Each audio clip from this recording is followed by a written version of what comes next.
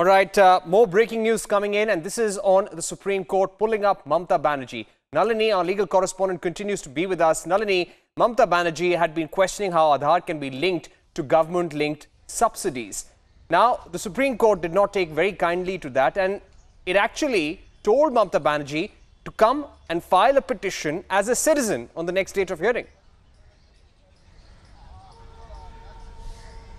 Yes, Parikshit. In fact, the Supreme Court, it's not that the Supreme Court refused to acknowledge the importance of the Aadhaar case itself. Because like you correctly stated, there have been multiple petitions that have been filed in the Supreme Court on this very aspect, challenging the linking of Aadhaar to mobile phones, as well as for tax returns and other social welfare schemes that are being offered by the government. In fact, the Supreme Court today, when the West Bengal government came up for arguing, the Supreme Court clearly stated that from the very beginning, prima facie, they are not going to allow for this petition to be allowed, considering the fact that it was a state government that was challenging the order of the central government. And in fact, when the Supreme Court asked senior advocate Kapil Sibal, who was representing the state government of West Bengal, when they asked him how can a state actually go ahead and challenge the law that has been passed by the parliament, Kapil Sibal tried to reason it out with them, stating that it was filed by the Labour Department of the state government, which is in fact in charge of providing a lot of these subsidies that can be sought under the Aadhaar scheme,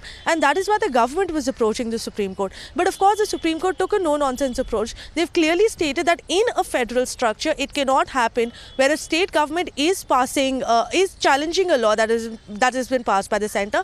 And in this respect, they also stated that tomorrow it might be possible that the central government approaches the Supreme Court challenging the laws that is passed by the state government. So there's a very dangerous precedent to set in by the Supreme Court, but they've clearly stated that none of this is going to be accepted by the Supreme Court, and if the validity of the Aadhaar Act has to be challenged by Mamata Banerjee's government, which was stated by Mamata Banerjee in her statement, then Mamata Banerjee should approach the court in her private capacity.